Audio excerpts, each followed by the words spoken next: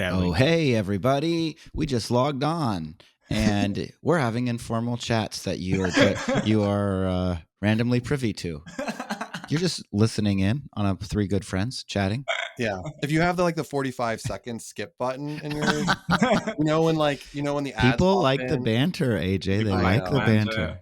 They like to get to know us. Yeah. Someone said they wanted to have a one-on-one with Asad.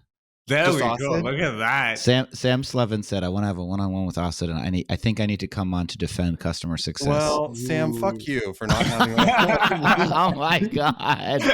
That's not safe for work. This is Top Line.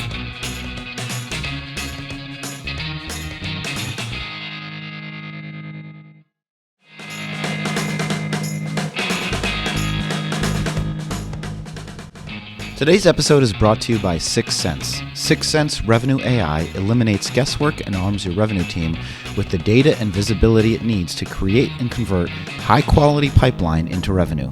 Traditional revenue technologies can't detect anonymous B2B buying activity. This creates a dark funnel that leads to mistimed engagement or missing out on opportunities altogether. 6 Sense Revenue AI eliminates hidden buyer behavior in the dark funnel while enhancing the technologies you already use. You'll capture every revenue moment and deliver more predictable revenue. Find out more at 6sense.com. So I just went through, I was cleaning up my LinkedIn invitations, and I hadn't looked at it for a long time. And there was a bunch, there were 5 almost back to back of people asking me about the sleep potion that I have given Sam after that episode. They were like, hey man, I sucked with my sleep as well. What is it? Do you make it at home? What is this? And so, yeah, people like hearing these things. They sure do. How's everybody doing? AJ, are you okay? How are you? Good. I'm broadcasting from Austin, Texas. The ATX. I flew in last night. It is 40 degrees here. It snowed 2 inches in Philadelphia this morning. Wow. Got the hell out of there. But good. It was Thanksgiving, guys. Thanksgiving. How was your Thanksgiving? I had 2. It was great. It was fantastic. I had Thanksgiving and with my in-laws, and that was lovely. Sister-in-law just had a new baby. Dog. I didn't have any dogs. I didn't have any dogs at my Thanksgiving, so I appreciated the work in the background. And I had my 20th high school reunion on Saturday. Oh, yeah. How was that? It was good. Have you guys gone to reunions like that? I'm not that high old school yet. or college? High school. I didn't go. I missed. I was class president senior year. Oh wow, Sam! But I wasn't active on Facebook, and they did not tell me about our 25-year reunion. Oh shit! Wow, there's a backstory here for sure. I think I was supposed to do more organization post graduation, and I think people were and I didn't do anything, and they're just like, "Fuck that guy." That's salty about it. That's intense. I went to my 20-year college reunion. That was amazing. Yeah. Well, I think it's always interesting because I was excited. There were I stay in touch with 4 people right now. I had a class of 250. There were about 80 people there.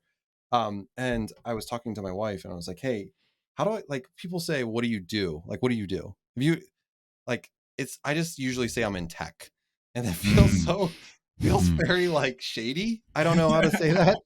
What do you say? Founder, CEO of a technology company? I know. It's a really tough question to answer. Is it that tough? People that don't know anything about tech, but I had a lot of people that came up to me and were like, "Oh, I saw you in the Philly Business Journal. Seems like you're doing well, AJ.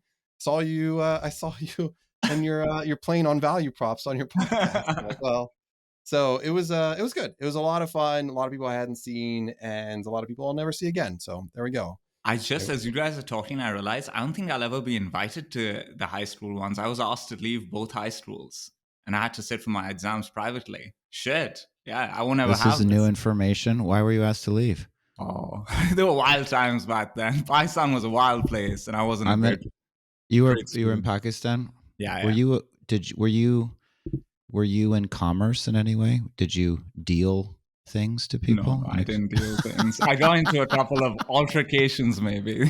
Oh my God. I'm not getting in any altercations with you, Asad. You'll kick my fucking ass. Asad, this is a good, interesting question. Because Sam, we know how many times he's been fired. He talks about getting fired. I do. Asad, were you ever fired from a job before?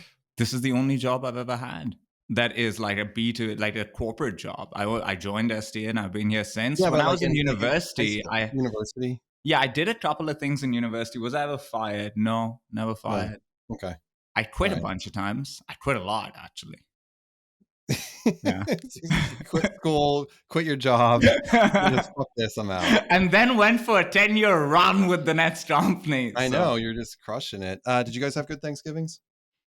I actually had a great Thanksgiving. I was with my family in Northern Virginia, and I don't even think they listen, but like, so they don't quite appreciate the fact that I felt like there have been issues in my family over some period of time, but I feel like they've all been cleared up, to be honest. And so it's like we all just Yeah. like really like each other and we get along. I love my nieces and nephews. They're awesome. The Caps won in overtime. And then the most important thing that happened was that Michigan beat Ohio State for the third year in a row. Look at that. And it was really emotional. And I didn't even go to Michigan, but my whole family went to Michigan. My cousins, my aunts, my uncles, my grandparents, everybody went to Michigan. Oh, wow. And it's one of the more important days of the don't year. say, "Oh wow!" You know this. Michigan is definitely under a veil of. Would you? Yeah, yeah. And there's some controversy, but everybody is doing it. Not saying that it's okay. Oh, yeah? Definitely. I'm just saying that Sharon Moore, the offensive coordinator and the interim head coach, called one of the best games from a play calling perspective that I've seen in a long time. He totally outcoached Ryan Day, the coach for Ohio State. Sure did. And it was very emotional, to be honest. It was just so awesome. It was so awesome. Is it emotional because of the family connection? Like that? It's emotional because we went for a long time when Urban Meyer coached Ohio State that we like lost 7, 8, 9 in a row. Like there were a bunch of Michigan players that had never ever beaten Ohio State. They were even losing to Penn State. Exactly. At that time, Austin. It tells you how bad it was. And this guy, Zach Zinter, who was their All-American, I think he's a right tackle, broke his leg during the game. And the whole stadium started shouting, really loud. Started chanting, "Let's go, Zach." Yeah. The immediate next, and it was like a 20-minute delay while he had to be carted off the field. And the very next play, Blake Corum scampers 22 yards for a touchdown, putting them ahead, breaking the tie. It was just so... I hope there's some Ohio State fans out there listening. Fuck you. Oh. Let's go blue. Let's get to the docket. We have enough banter. This is extended banter. We just lost half of our listeners. I know. Let's go blue. Okay, so let's jump in. So I was listening to a really interesting podcast, AJ, in the bathroom as well. And this was that's where By the way, Martin Luther... for all you listeners, Asad brought this up a few episodes ago, and I sent an AI of Asad in the bathroom, so of graffitiing. I felt so loved because you bought the subscription to make that picture. Firefly, which I haven't used since then, except I'm going to use it now. So please continue your bathroom podcasting graffiti story. Okay, so let me just say that in the spirit of great people, Martin Luther thought up the 95 Thesis while he was taking a dump as well. Well then. This is where the best thinking happens, guys. Don't do it fast. Sit there. Take a minute. Breathe. Relax. Shit will come to you. We're slowly morphing to the Reddit. I know. The Reddit subreddit today I learned. So we're getting all these new listeners because Sam is just a beacon of knowledge. These ins and outs are not good for thinking. Okay, so all right, go ahead. Basically, it was a really interesting episode. It was a 20 VC podcast where Keith Raboy was on it. And he was on it with one of the CEOs of a company that they've invested in called Traba. And Traba is a Series B stage company. And what they do is they help organizations that hire part-time workers find those people very efficiently compared to the standard mechanisms that are available right now. What's interesting about them is less what they do, but the culture that they have. And so right now, Traba has a culture where everybody is in office every single day and is mandated to work 12 hours a day. People work late on Fridays, but they 12 hours a day, Monday to Thursday, and most work late on Fridays. Prior to their Series A, they worked 12 hours a day, 6 days a week in office. And they believe that hard work and dreaming big is connected. What they're trying to show everyone is that we want to be a large company. They say we want to be $1 trillion business, but you can't have this big dream if you're not willing to sacrifice and give it your all. And Keith shared something during that podcast where he said he's invested in one unicorn per year for 23 years in a row, which is quite crazy. And he said that 80% of them had this type of a culture. Now, the criticism of this approach is that you can't sustain it. You won't be able to hire great people because they don't want this. And even if you do hire people, you can't sustain this type of work ethic. The reality seems to be that it is sustainable, because if you look at China for a long time had this policy called 996, where people would work from 9 a.m. to 9 p.m. 6 days a week. And this was considered as one of the big reasons why they were able to grow at the rate that they were able to grow at. And then if you think about companies like PayPal and Microsoft, et cetera, they had these cultures for a very long time. So the question is, firstly, I'd be concerned competing against this company, right? That's going so all in. The question is, are we going to see an increase in companies taking this approach moving forward? We've discussed how for a while everybody kind of took it easy. Is this coming back, this type of work ethic? I think it's fast. Oh, well, yeah. Normally you guys didn't take it, so then I was just going to pick a name. Well, but that's how you normally do it. You'd notice Sam. Yeah, sorry. In that case, Sam. But AJ, you go. I found the last week's episode that one of the most intriguing things that Jason said was the 3 to 5 hour point. He made the point that even when people are in an office, they're only really getting productivity of 3 to 5 hours a day. And I wanted to really strongly disagree with that statement at that moment in time. We didn't really get to talk about that because I think about the teams that I've run, and that's definitely not the case. And there's a continuum, right? There's a spectrum, even at the company, the sales team versus engineering versus marketing versus sales. 12 hours a day. Like, think about the last 5 hours of work. Like, what are you getting in productivity from that? And we talk about this. There's a couple boards that I was asked to join last year, and one that I'm thinking about looking at this year, that they adopted a 4-day work week. They literally did. They're a venture-backed company, and they're in Raleigh, Durham, and they switched to 4 days. Really? Yes. And I asked the CEO multiple times, like, how are you measuring the productivity? So they are measuring it. And his feedback is, we're seeing the same exact productivity as we saw with 5-day work weeks. So I was like, well, you might as well go to 3 then. See how low you can go in this instance.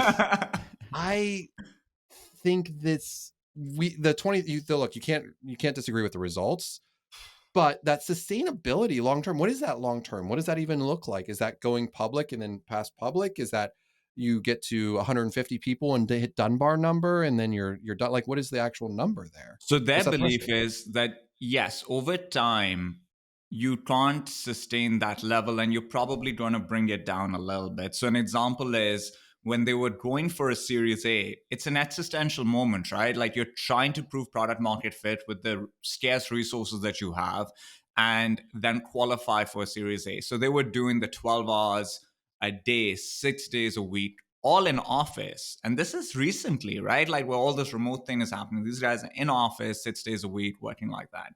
Once they raise the Series A, they're like, you know what? Let's scale this back a little bit. 12 hours a day, 4 days a week. Everybody works late-ish on Friday, but if you don't, it's okay. We don't look down on it. And they're able to maintain that. Keith said that, yes, as companies got larger, PayPal got larger, it did come down a little bit, but not significantly. It was still more than what most of the other competitors in the market were doing. And it speaks to this thing where speed of execution is a competitive advantage, right? Especially early on. Like, once you have enough market share, maybe you can bring it down even further. But initially, it's a race. It's a race to gain as much market share as possible. And then you get to think about different things. That's their philosophy, is like, for now, we can maintain the space and we'll figure it out later. Asad, the question is, do we think that this is going to happen across the global economy? I think going to start seeing more companies like this. I've spoken to a couple of companies just in the last 3 or 4 weeks. We're doing a lot of work with startups that are generative AI, B2B companies, really compelling organizations. And I've seen a couple of founders that are like this, super compelling people, have a lot of conviction around the level of energy that they need to put into this, and have been able to hire people, great people, that are excited to be part of this type of a culture. So I'm just curious, do you think like we're now starting to see a comeback of organizations and cultures of this sort? Sam, what do you think? I think, I guess on the margin, yeah, I do. Remember Lemkin said the number one thing CROs were talking about backstage at SaaStr, the number one thing was how do we get people into the office Yeah. 3 days a week?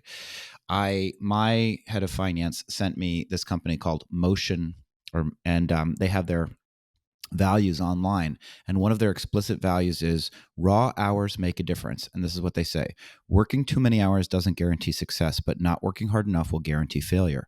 There are many things outside our control that will cause the startup to fail, but we can 100% control how hard we work. We expect everyone to put in their sincere best effort, but we don't expect you to burn out by working all the time. We expect employees to work 55 hours a week and managers to work at least 65 hours a week. Wow. And so I think, I come back to, first of all, I think this is much, much harder to do remote. So I think that this is of a piece. I think there will be a stratification. I don't necessarily think, I don't think there's been like a scientific study to say AJ's 4-day, the company that he sits on the board of, like, how do they compare apples to apples against Keith Rabois companies? I think the big thing that will happen is that companies will become less and less afraid. The thing that's happened, remember, is that all of these people came into the workforce during COVID, and none of us have been in an in-office environment consistently since 2019. And what that means is that people's work standards are all over the place, and that companies have not clearly communicated what their work expectations are. Yeah. Now, there's a lot of people that will say, well, don't talk about how many hours you need to work, just focus on the results. And I think that is not prescriptive enough, particularly for the early career professionals. I think there's a lot of assumption going on, a lot of assuming. I think much of it, not most of it, but much of it is kind of bullshit fluff, because nobody wants to actually call out that people aren't working that hard. So there's a lot of machinations and a lot of dancing around the fact that we're not allowed to say, here's how many hours you're supposed to put in. You're supposed to answer Slacks or emails over the weekend. This is what is expected of you. And so I think this is the response to that, which is that more people are saying, you know what? It's not working for me to just say, I'm only going to focus on the outcomes. I need to focus on the inputs, and I need to provide clear expectations to people as to what is expected. And I think there'll be more and more people like this. And I think it's very fashionable to say, who cares how many hours you work? Just focus on the results.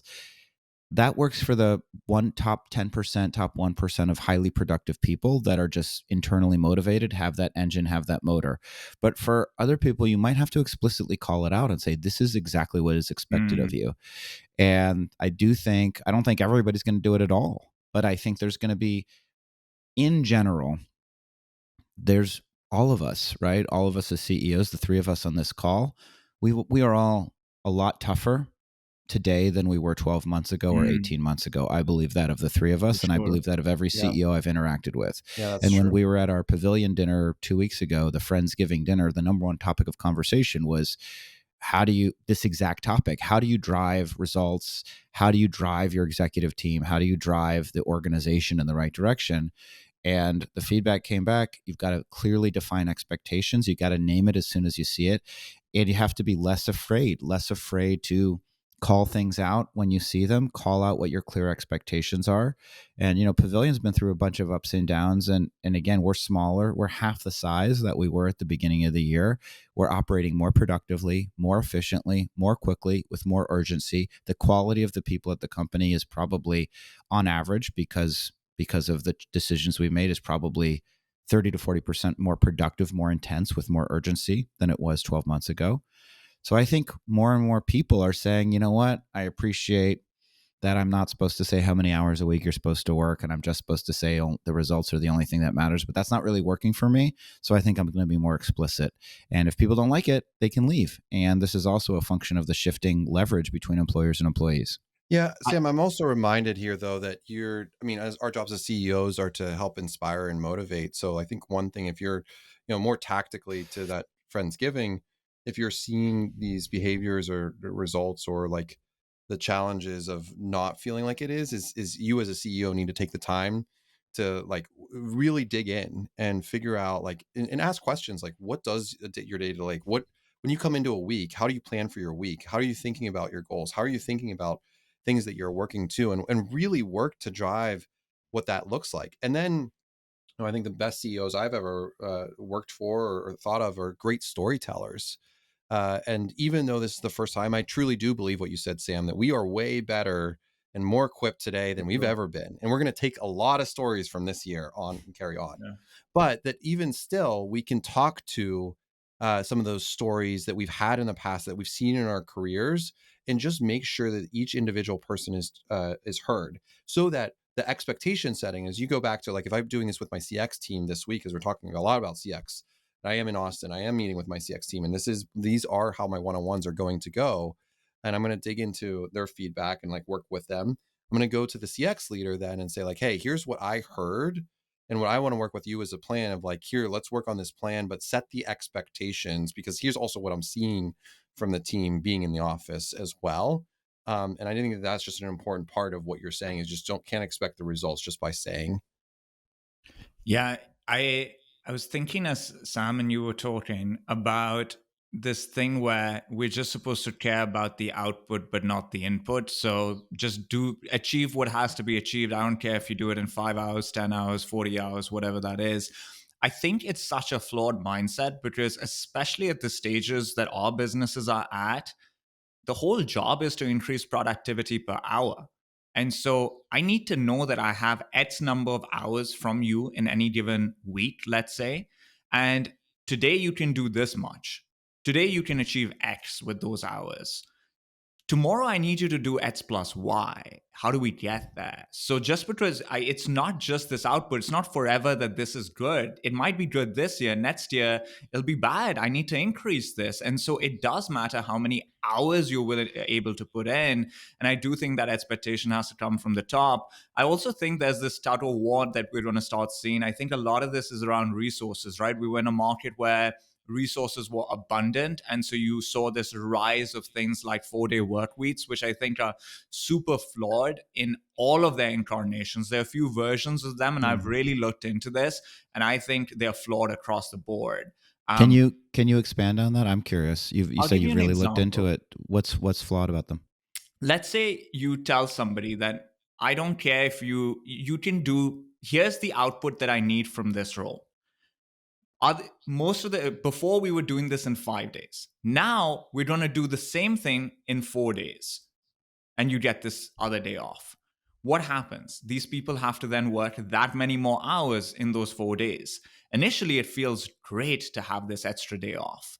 But when you work those hours for a very long period of time, when you're compressing all this input into a 4-day week, it starts really tiring people out. They don't have that level of endurance for it. So that's one. I don't know if I agree with that, because I look at other job nurses. They have what is it, 3 or 4 on that they typically have. Yeah. 12-hour shifts, right? 12-hour shifts. And I think that they like, there's now in the medical, we're going into a world where I don't know, maybe you two are well versed, but from a medical burnout that exists, but the nurses, like, they prefer that over the long period of time over their careers. But think of their training. From day one, they're trained to work like that. These organizations are pivoting towards this model, right? So initially they see this bump in happiness, and over time what they see is that these people are now... But wouldn't you see a frustrate, like, you'd have a learning curve to get used to working that, and then that becomes the norm, and that just becomes something I would expect. I think it might taper off over time, but then it takes away the ability for the person to say, now let's do more within those 4.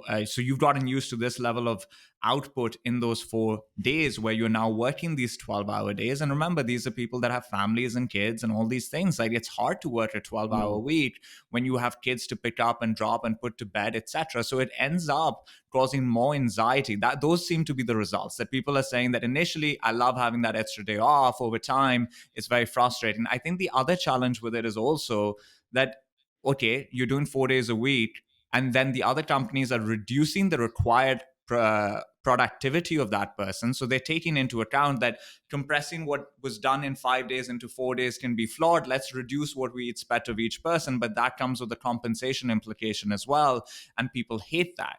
So people want to be paid the same amount of money, but they now want to do less work in those 4 days, and that creates a lot of disconnect between companies and people. I looked into the studies that were done on this, and all of the studies were done when the market was picking up momentum from 2020 and 2021. So we had firms that was small, like there was a small company in Toronto that took part in this study that was done by this university in England.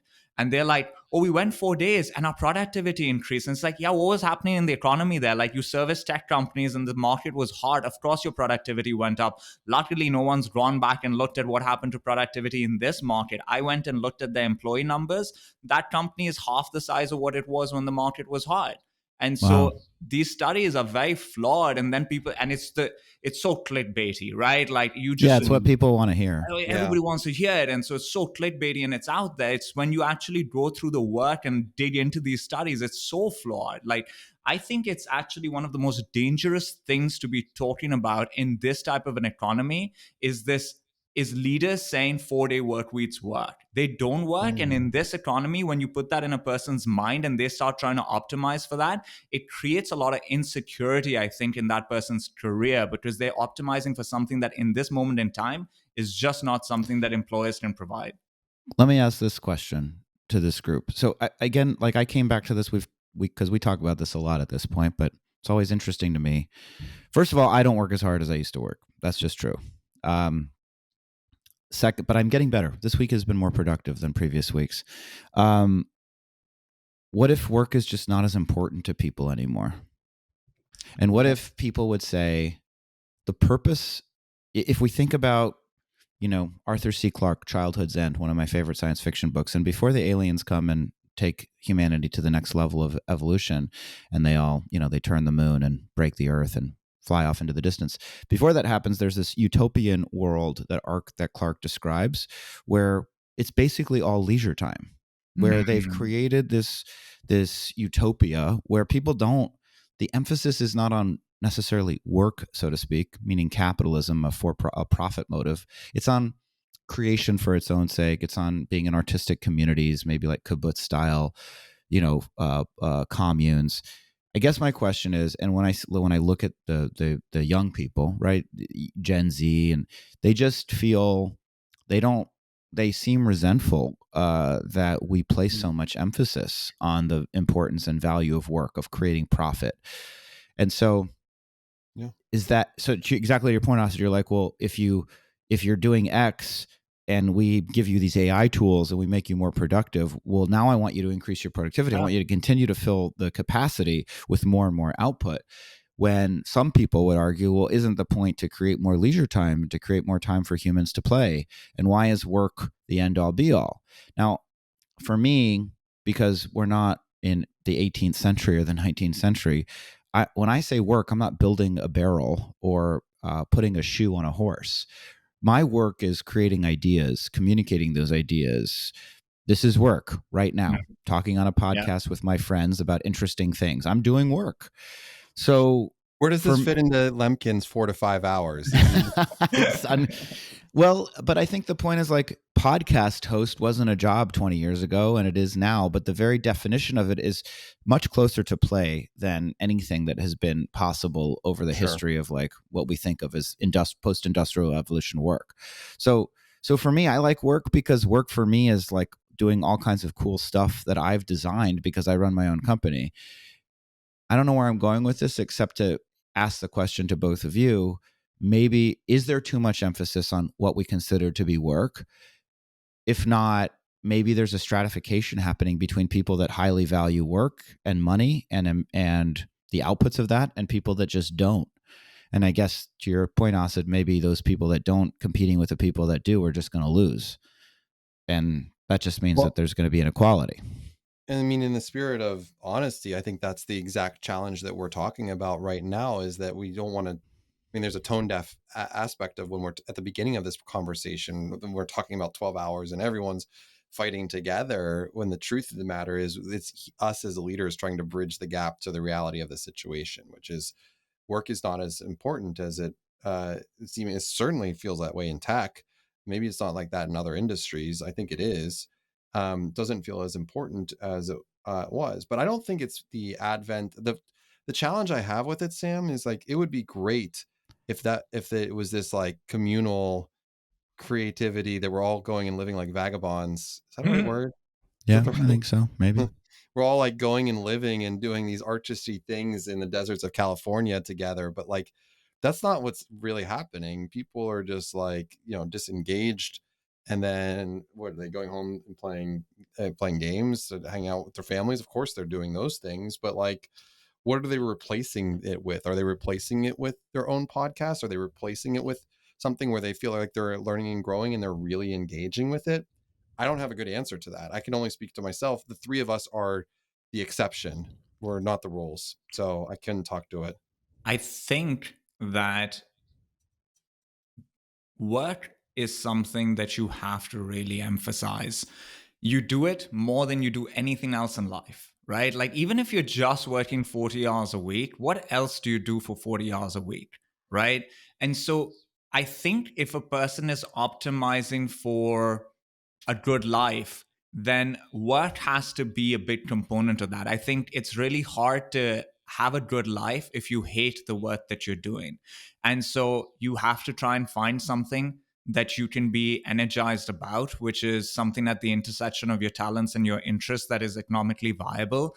Those are things that I think people are really able to lean into and enjoy doing and get a lot of satisfaction from when they're moving up. I also think that there are a lot of people on earth that really need to achieve something professionally to get some peace of mind. I'm one of them, right? Like, I left Pakistan. I had an okay life in Pakistan. I grew up in relative privilege. I decided to come here to try and build something of my own. And I gave up time and proximity with, my grandparents who brought me up. I hardly saw them. I think in 6 years, I met them once and then I went back to bury them. I hardly spent any time with my parents and my brothers for a 10-year period. I'd met my parents less times than years I was abroad.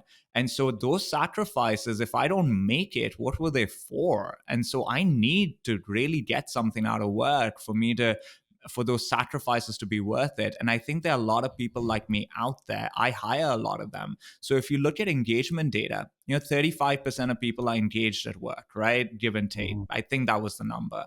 That means that if I'm building a company, I'm going to hire every person out of that 35%. That's how I think. And that's how I think Traba thinks, is like, what do they look like? How do you qualify them? Set the right expectations, bring them on board. I like to hire people that have that immigrant mentality. In Toronto, there are a lot of people like me. I like people that played professional sports before. They have that type of work ethic. And I think if you set the expectation up front, and Traba does something interesting, they're not just saying, are you in for this? They're also trying to say, how do you think you can make this sustainable? What's your formula to be able to run at this pace for a very long time? And people say, oh, it's a marathon, so don't go too hard too fast. Do you know what speed the world's best marathon runners run at? They run at the speed that you probably sprint at. So you can run a marathon at a faster pace. You just have to be intentional about it. And so I think when it comes to company building, I feel very secure in being able to build a company full of those types of people, knowing that there are a lot of people out there that are not looking for that. And maybe the percent of people that are looking for this from work has decreased. But there are enough out there for me to build a great organization at my size. And then I look at a company like Amazon, which is known for its work ethic and for the amount of input people put in. And I think if they've maintained that at that scale, it's a solvable problem for any individual organization. I'd love to see what their interview process looks like. Also, yeah, I was going to ask, like, what questions how do you screen for these people? If you're only hiring the 35%, is it saying, hey, are you willing to answer emails at night? Are you willing to answer emails over the weekend? Can I text you on a Sunday? And then see what they say? Is that one of the ways that you screen for it? Just name it? He said body language is something that really matters to him. He's like, because there are a lot of people that'll say, yes, I want this job. I want to be on this rocket ship, right? Like if you think about Traba, it's a very attractive organization. They raised a Series B from great investors. They have tons of great traction. You go into the office, looks great. People have great energy. People are going to say what they want to say to get that job. And so for him, what's worked, and it doesn't work 100% of the time, but it works a lot of times, is he'll ask these type of questions. He'll say, we want greatness, but we also understand greatness requires sacrifices. This is what that means in this organization. How does that make you feel? And usually everybody says, I'm in for this, but there's some people whose body language they clam up, their eyes aren't excited about it. And he screens that out. He's also very comfortable with hiring people and then letting them go 1 week in if he realizes it's just not the right fit. Because again, interviews are weird, right? Like once we're in an interview cycle, we sometimes subconsciously feel like we just want to win it. And so we say whatever we need to say and we stop thinking about long term and are we getting a job that we really want and is good for us? And we just say things. And so you sometimes have to be willing to make a bet on a person. And when you see a signal that it's not working out, you cut it short. I guess here's something I'm thinking about right now. It's really, I think, much easier to establish this culture from day one, right? Traba is like, this is what we need to do, and they do it. It's much harder to change culture. Is that a solvable problem? Like, can you actually change? Like, if there's a company right now that's on a 4-day work week, can they go and do this? Or is that not a solvable problem? I think they can do it, but the reason it's hard is because some part of their culture probably reflects the beliefs and attitudes of the founder themselves. And if the founder is not committed to displaying and demonstrating the same level of commitment they're asking from the team, then it will fail. Because it can't, Danny Meyer wrote in Setting the Table, it's, I think he's evolved it now, but it's constant. Now he says it's constant steady pressure, but it used to be constant gentle pressure. And the point is that how do you create best-in-class hospitality? If you want the salt shaker in the center of the table and you ever see it not in the center of the table, every single time you see it not in the center of the table, you move it back to the center of the table. The few times that you do not move it back to the center of the table destroys every time that you did move it to the center of the table. I do this with fonts and documents. Like if I ever get a document that has the wrong font, I always change it for that reason. Right. And the point is like you have to change it every time. You have to, so if you're a founder wanting to change your culture, you just have it's okay to have a day 1 and a day 0 and everything, the past is prologue and from now on we're a different kind of company. You better mean it and you better demonstrate and lead by example. I just went on Glassdoor, and I know Glassdoor can be a dumping ground, and just wanted to look up Traba, just for fun. It's a 2.4, and the most recent says worst place on earth. Worse than Gaza? It's really bad. Would not recommend based on experience. Yeah. I think if you're trying to be Traba, you have to not even think of ever checking Glassdoor. You have to say that doesn't matter. Yeah, you have to say who gives a shit about Glassdoor. Yeah, basically.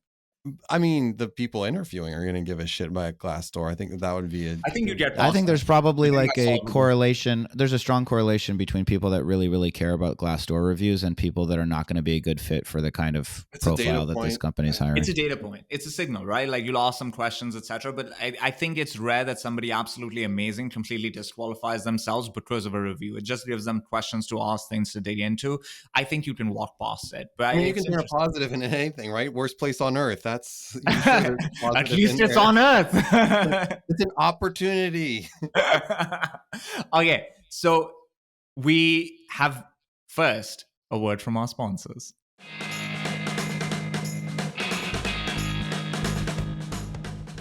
Are you a CEO or founder looking to get ahead in 2024? Then join me, Sam Jacobs, and over 100 high-growth CEOs and founders for Pavilion's 2024 CEO Summit. We're gathering at the Elite Phoenician Resort in Scottsdale, Arizona, to share revolutionary insights and strategies on how to navigate the current economic climate with confidence and certainty. At Pavilion CEO Summit 2024, expect expert-led education sessions, hands-on workshops, and exclusive networking opportunities with fellow CEOs and founders from around the world, including the team from Topline, me, Asad, and AJ. Buy your ticket at joinpavilion.com/CEO Summit and use the code TOPLINE for 20% off. That's joinpavilion.com/CEO Summit and use the code TOPLINE for 20% off. I hope to see you there.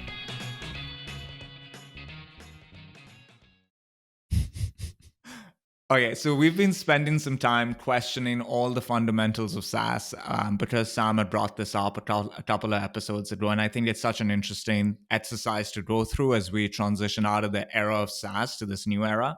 And so one of them, there was an article written by the old head of the customer success practice for Winning by Design around NPS. She explained that NPS was introduced by consumer brands as a qualitative measure for consumer satisfaction. It was then adopted by SaaS companies, but its effectiveness is worth questioning. Many companies have received high NPS scores that have no correlation with high retention, meaning that the score comes good and then their retention is not good. And so she argues that just because somebody loves a product doesn't mean that the right decision maker has seen enough value to renew. She argues that we need to do away with NPS and use a more nuanced and sophisticated approach to analyzing renewal potential. Sam, you have run your business around NPS, if I remember correctly, and in your world it might work, right? Because it's a lot of it is B2C. For you, does it still work really well? What are your thoughts when you hear her say this? Like, do you agree? Do you disagree? Most of the comments about NPS I find to be stupid, to be honest, or stupid's a very harsh word.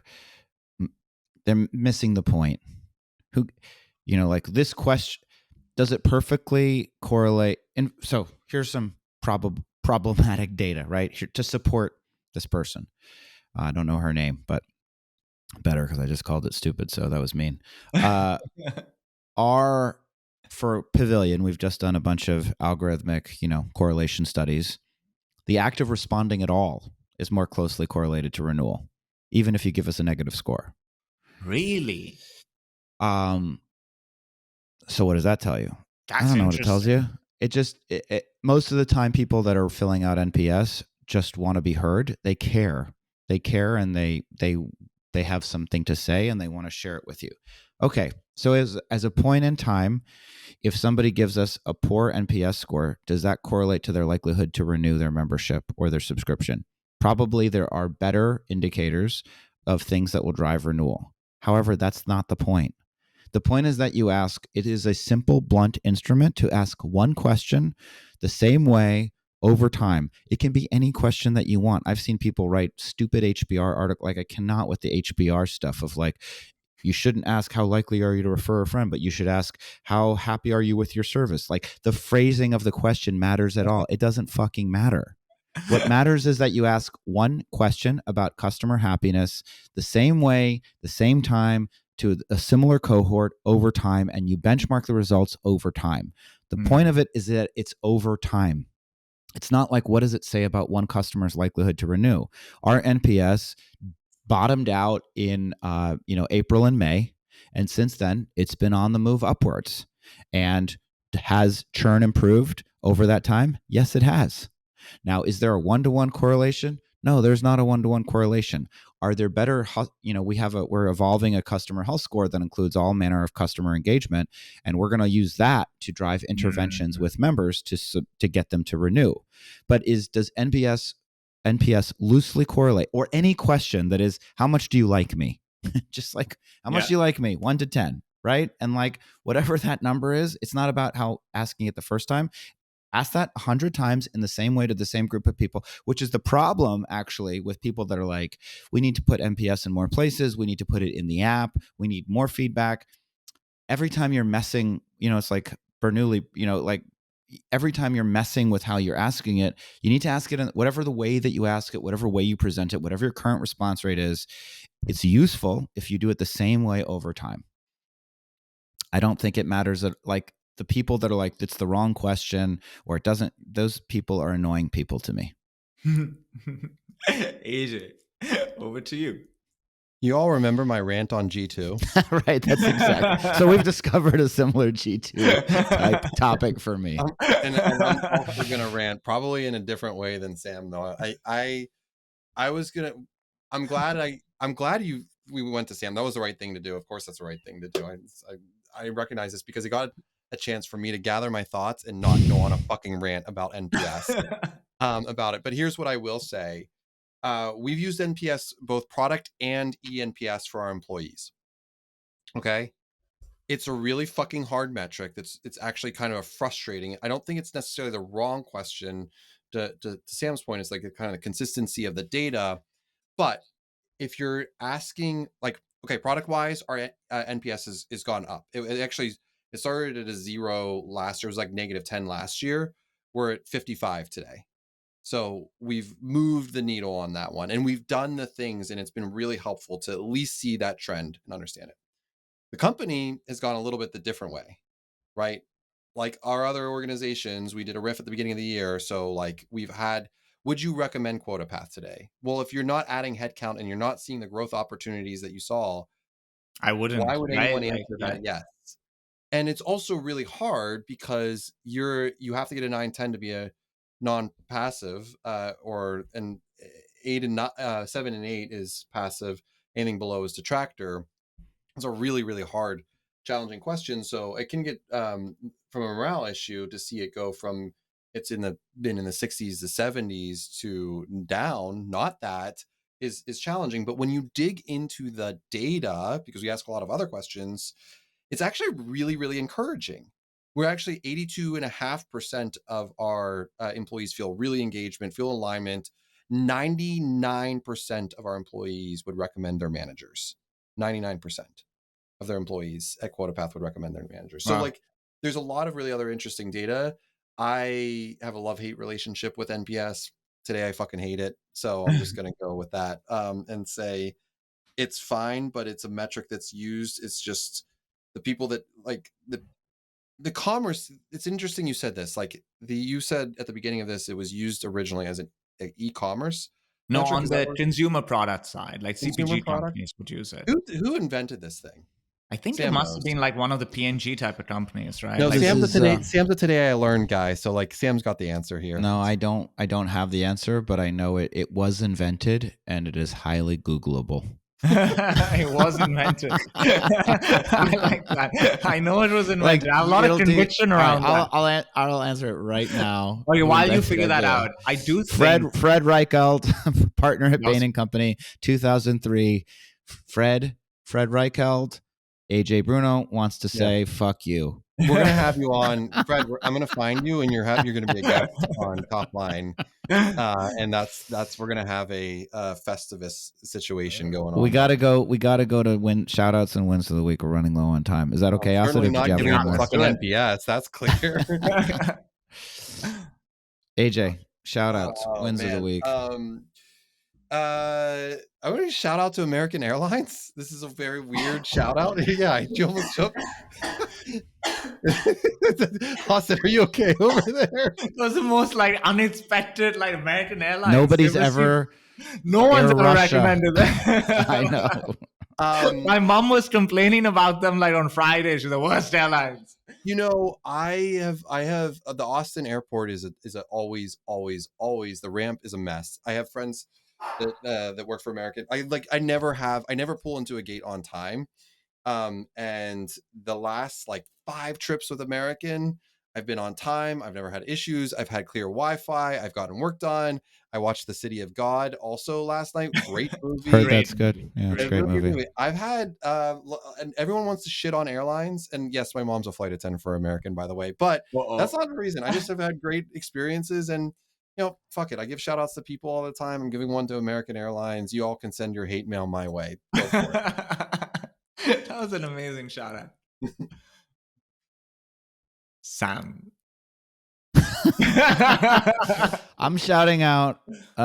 He's gotten a lot of plaudits internally at Pavilion HQ, but I'm going to shout out the directors and the senior directors at Pavilion. They've really stepped up recently. Josh Carter, head of demand generation, is just machine. Our November is up 45% over last November. In terms of new executive members, he's just amazing.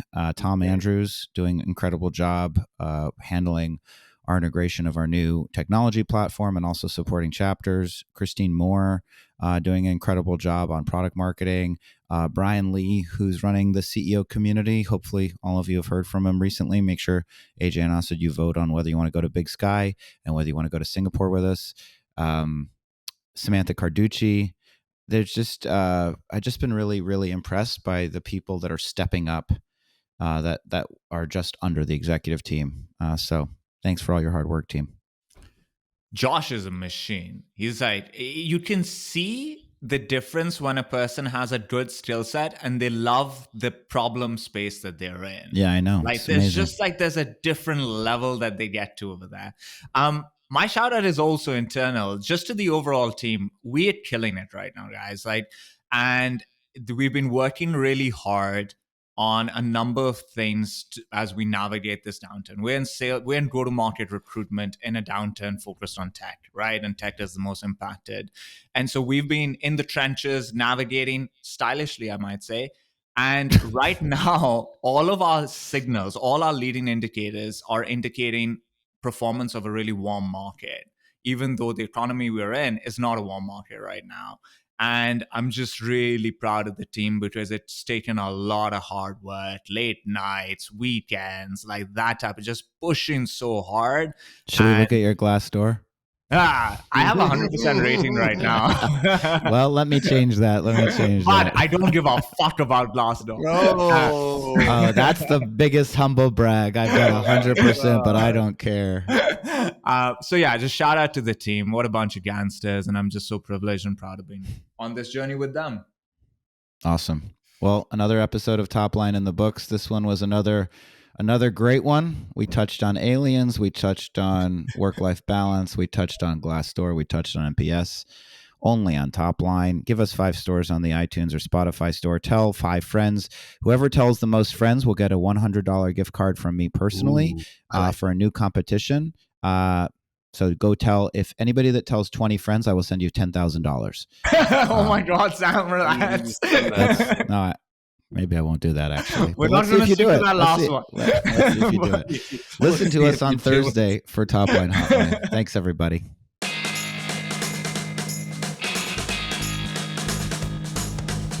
Thank you for listening to this episode of Top Line.